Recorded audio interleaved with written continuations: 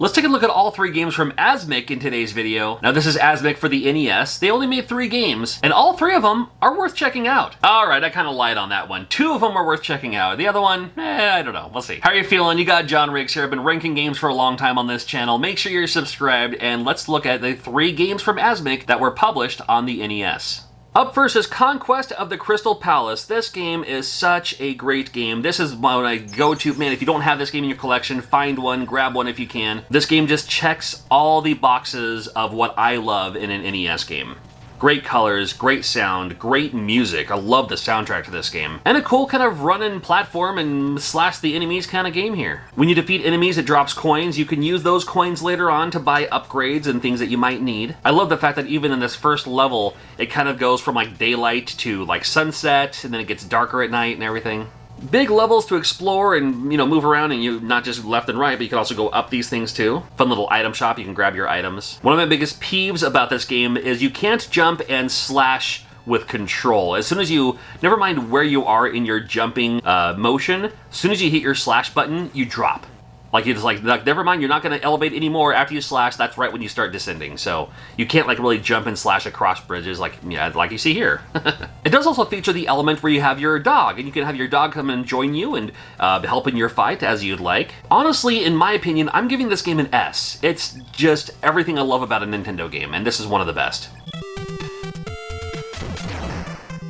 Chris Everett, Ivan Lindell.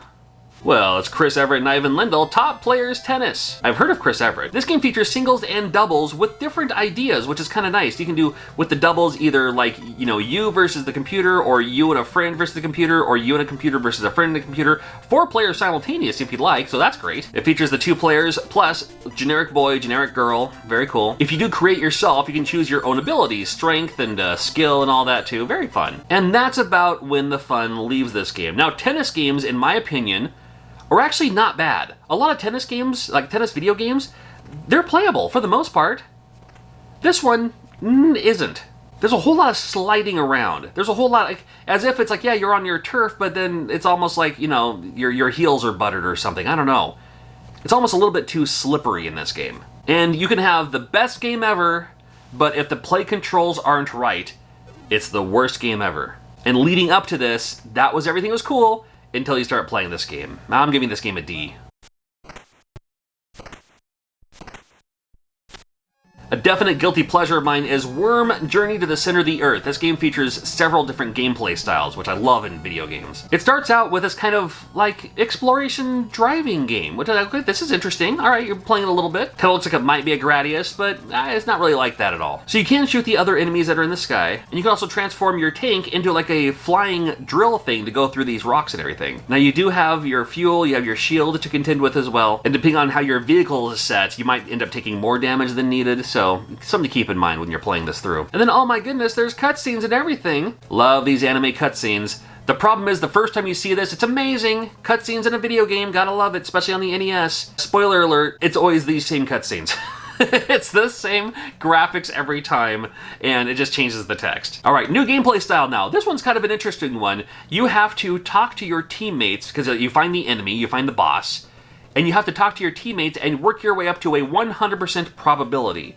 You know, your other teammates will tell you little tricks or secrets about this boss, or things to consider to make this happen, and that's when your probability goes up and up and up. Then you have to do a little shooting stage. This one reminds me a little bit of like Golgo 13, like the first-person view shooting in Golgo 13. And when you do some of this, your probability will go up and up and up as well, until you're at 100% probability, then you can take them out no problem. And then you see the same cutscene.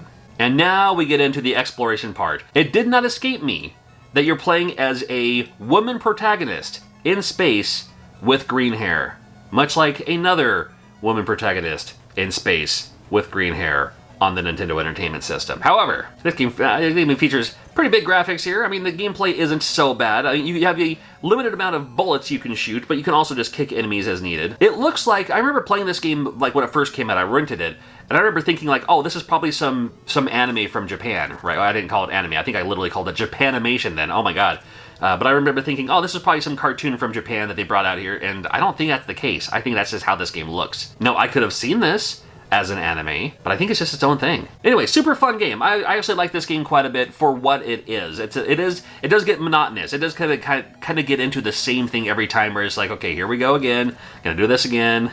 But I don't know. I think it's worth a playthrough. I'm gonna give this game a B. I think I like it. I don't like it enough to be an A, because there's still some elements in this game where it's like, man, I wish at least they'll change it up a little bit, even though it's already pretty changed up. It's still worth looking at. Definitely check out Worm.